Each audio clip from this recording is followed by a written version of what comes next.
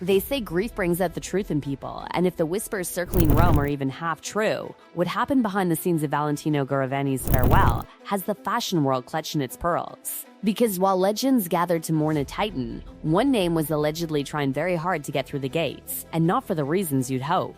Insiders claim that as designers, muses, and lifelong friends quietly prepared to say goodbye, Meghan Markle was working contacts, making calls, and exploring options to attend the funeral. Not a premiere, not a gala.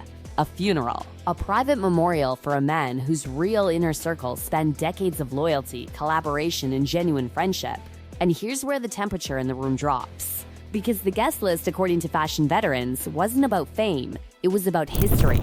People who built careers with Valentino, people who spent holidays with him, people who knew his voice, his laugh, his temper, his tenderness. These weren't red carpet acquaintances. These were real relationships stitched together over years. Meghan's connection? Critics say it was mostly wardrobe deep. A few public appearances in his designs. Some photograph moments. Beautiful gowns, yes, but in couture, wearing the dress doesn't mean you knew the men who sketched it at 2 a.m. In his atelier. One longtime industry insider allegedly summed it up brutally. This wasn't Fashion Week. This was a funeral. And that's why, according to reports, the answer was a firm, quiet no. But the story doesn't stop at a declined invitation, because observers say this moment fits a pattern, one where exclusivity isn't earned through years of shared experience, but pursued like a VIP wristband. Remember Paris? That fashion show moment where Meghan herself once admitted she reached out directly to secure a seat? At the time, some admired the hustle. Others saw something else. Self-invitation is strategy. Now fast forward to Rome.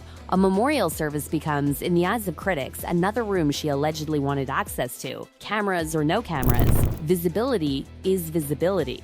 And the optics? Brutal. Because while reports swirl about outreach to attend a designer's funeral in Italy, her estranged father remains oceans away, publicly asking for reconciliation. The contrast has become tabloid rocket fuel. Family distance on one side, fashion royalty on the other. Fair or not, that juxtaposition is sticking. But just when you think the week couldn't get messier, the scene shifts from Rome to Park City, Utah, and the Sundance Film Festival. Now, Sundance is sacred ground for filmmakers. Freezing lines, sold-out screenings, word-of-mouth magic. If your film plays here, it's supposed to matter. So when Prince Harry rushed in for a documentary screening attached to their production banner, expectations were, let's say, cautiously curious. What happened next, according to festival chatter, was painfully awkward. Seats. Empty ones. Not a couple. Not a back row.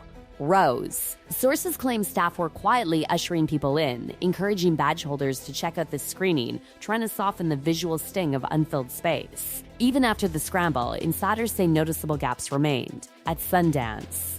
That's like empty chairs at a championship game.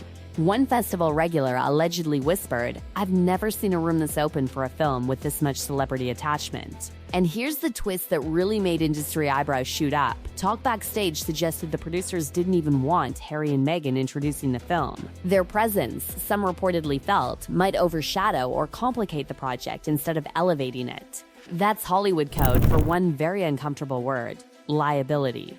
Then came the second punch. The documentary itself, about competitive Girl Scout cookie sellers, reportedly included material that painted parts of the beloved organization in a less than wholesome light.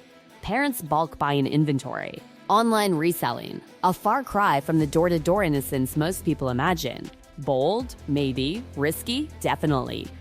But here's what truly stunned insiders. Whispers that Harry and Meghan hadn't fully screened the film before attaching their names as producers. In film circles, that's almost unthinkable. You don't stamp your brand on a project blind.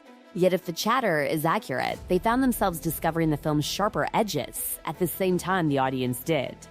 And making an institution as powerful and widely loved as the Girl Scouts uncomfortable? That's not small-time backlash, that's nationwide mom energy, and that demographic does not play. Meanwhile, the behind-the-scenes festival vibe allegedly got tense. Staff were reportedly given very specific instructions on how Meghan should be addressed. Titles floated around. Formality in a space known for indie vibes and first-name culture. The irony wasn't lost on anyone. The woman who once said royal protocol was suffocating was now, according to whispers, expecting a version of it in Utah snow boots. Observers also noted a visual shift in the couple's dynamic.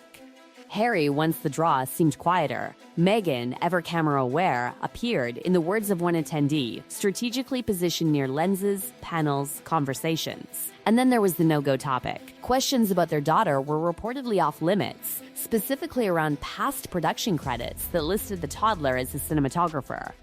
A sweet family anecdote to some, a professional eye roll to working crew members who spend decades earning those titles. By trying to shut down the conversation entirely, critics say the situation only looked more suspicious. So in one single week, we have alleged funeral outreach drama in Rome, a chilly reception at Sundance, creative decisions raising industry eyebrows, and title talk in a parka zone. And we're just getting started. And just when you think the spotlight might finally dim, Netflix walks in with a match and a press release. Because in Hollywood, silence is mercy. Quiet cancellations happen all the time. Shows just don't come back. No drama, no headlines, no corporate distancing.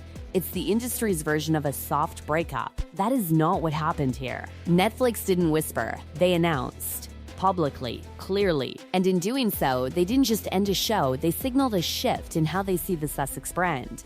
According to industry observers, Meghan had been telling people her lifestyle series was a 2-season success story in the making.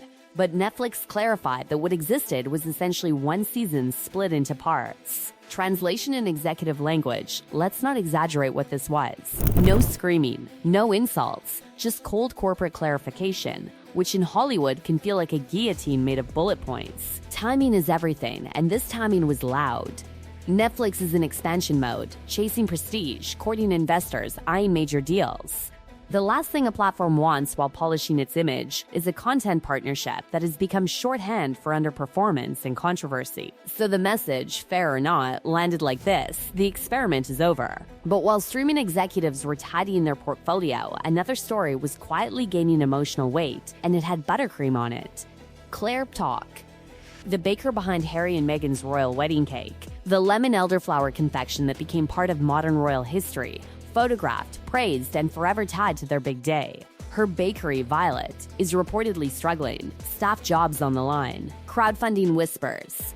A small business trying to stay afloat in a brutal economy, and here's where critics sharpen their knives. Because the couple who once chose her for one of the most visible weddings on earth, a moment that helped elevate her profile globally, have not, at least publicly, stepped in. No shared fundraiser, no visible boost, no big supportive statement. Now, to be fair, celebrities help privately all the time. Just because it's not on Instagram doesn't mean nothing's happening. But perception? Perception is a beast. And right now, the narrative writes itself. The baker who sweetened their fairy tale is struggling while they live in Montecito luxury.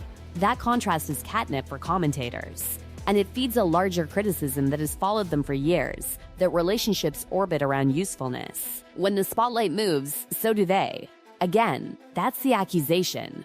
The gossip, the storyline their critics are running with. Meanwhile, inside the entertainment industry, a different tone is creeping in. Less outrage, more caution. Executives talk, agents talk, publicists definitely talk. And the phrase reportedly floating around isn't box office draw.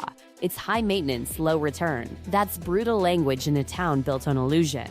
Because Hollywood will forgive almost anything. Diva behavior, late arrivals, impossible writers if you deliver hits. But if projects stall, audiences don't show, and headlines skew negative, the patience evaporates fast. One longtime industry voice reportedly compared the situation to other celebrity offspring who struggled to turn famous names into sustainable careers. The difference, insiders say, is awareness. Some stars pivot, retrain, produce quietly, build credibility behind the scenes. Harry and Meghan, critics argue, still operate like global fascination should automatically convert into long-term industry power.